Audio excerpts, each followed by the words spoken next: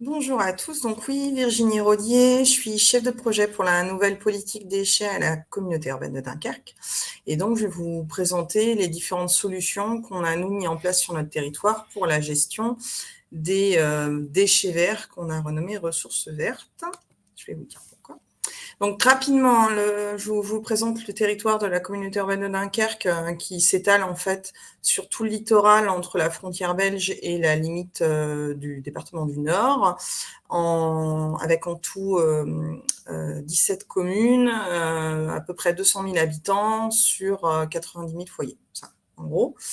On a un territoire qui est semi-urbain, on a des communes qui sont très urbaines et d'autres qui sont des communes de campagne, donc avec des types de foyers très différents. Pardon, excusez-moi, il y a quelqu'un qui passe les... Excusez-moi. Hop, voilà, je sais pas, il y a quelqu'un qui passe les diapos. La compétence de la communauté urbaine de Dunkerque assure la compétence déchets dans sa totalité, de la collecte qui est assurée en régie au traitement des déchets qui est fait avec ses propres équipements.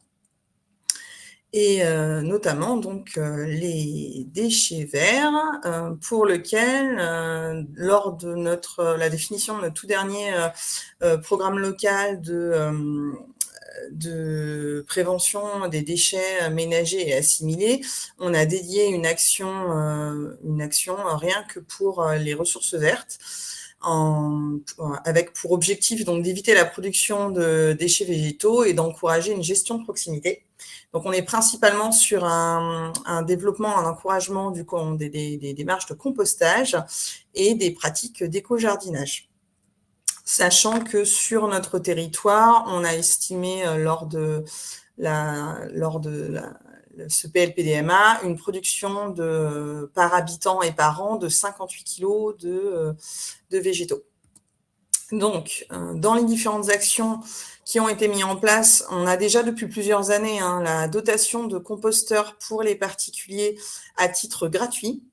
Donc, suite à une petite formation de compostage, notamment l'année dernière, on a eu 829 dotations de composteurs, sachant qu'on a principalement des composteurs bois de jardin, mais on a aussi la possibilité de doter les particuliers en lombricomposteur pour notamment mettre sur les terrasses pour les personnes qui sont en appartement.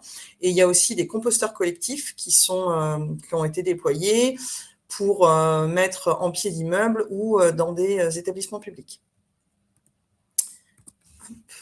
Alors, parallèlement, nous avons développé, donc ça par contre uniquement depuis l'année dernière, on a développé un nouveau service d'aide à l'acquisition de kits de mulching ou de tondeuses munies d'un kit de mulching pour une aide qui pouvait aller jusqu'à 60 € maximum pour une tondeuse mulching.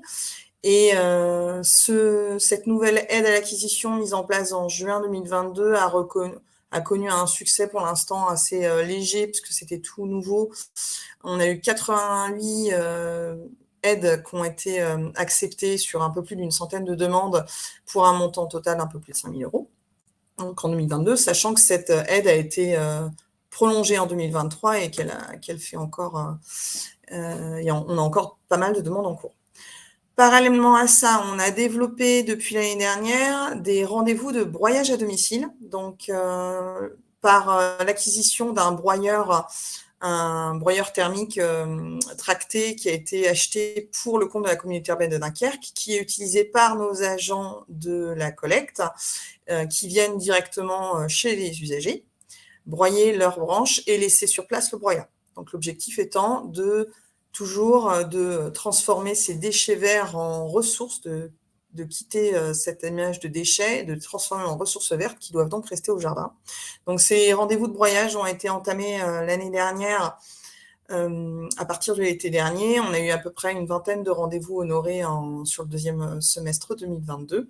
Et de même, ce service a été prolongé en 2023, avec un arrêt du service à partir du 1er avril jusqu'au 1er août pour respecter la période de nidification des oiseaux.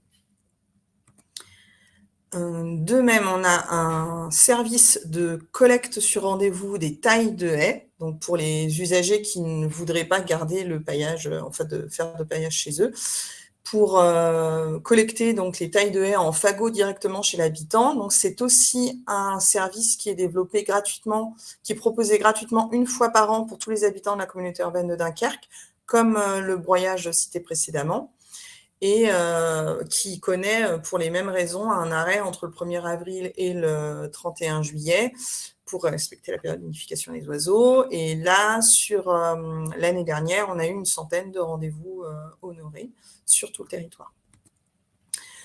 Parallèlement, depuis 2020 déjà, nous avons mis en place des points végétaux, donc des bennes pour recueillir les végétaux des usagers dans toutes les communes n'ayant pas de déchetterie, puisque sur les 18 communes du territoire, seules 4 ont une déchetterie. Donc sur toutes les autres communes, on a mis en place des points végétaux pour que les usagers puissent ramener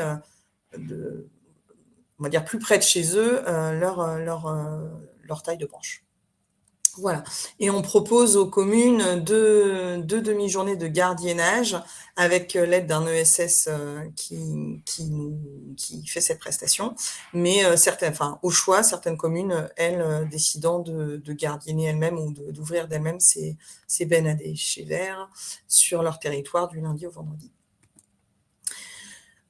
Pour aider à la mise en place du compostage sur le territoire de la communauté urbaine de Dunkerque, nous menons des actions de sensibilisation, notamment avec avec un partenariat avec le CPIE Flandre-Maritime, qui assure des formations de compostage, fait une promotion lors d'événementiels sur l'éco-jardinage, comme je disais, anime un groupe en ligne du verre à la terre, accompagne les communes pour valoriser les végétaux issus des entretiens des espaces verts, et normalement on doit aussi mettre en place un réseau professionnel et normalement à partir de cette année aussi structurer une filière de broyat, entre autres pour alimenter les composteurs collectifs. Voilà. Donc les principaux, là j'ai rappelé rapidement les bénéfices pour une collectivité d'aller vers une réduction des déchets verts. C'était déjà la réduction du coût de traitement à la tonne, estimé à un peu plus de 78 € la tonne pour les végétaux, sachant qu'en 2021, sur le territoire de la Cune, on était à plus de 12 000 tonnes de végétaux traités, et en 2022, on est tombé à peu près à 10 500 tonnes. Entre autres liés à ces nouveaux services de gestion des déchets verts qui permettent de laisser un maximum de ressources vertes dans les jardins des usagers. Et bien sûr, le deuxième volet qui nous intéressait aujourd'hui, c'était la réduction des pollutions liées au brûlage des déchets verts dans les jardins. Mais par contre, là-dessus, je n'ai pas forcément de données, moi, sur le comportement de brûlage des déchets verts sur le territoire de Dunkerque. Donc, je ne peux pas vous dire l'impact qu'a eu la mise en place de ces nouveaux services de gestion des végétaux sur cet aspect-là. Donc, voilà. Donc, merci de votre attention. Et c'est tout pour la partie sur la communauté urbaine de Dunkerque. Je laisse la parole à Maubeuge.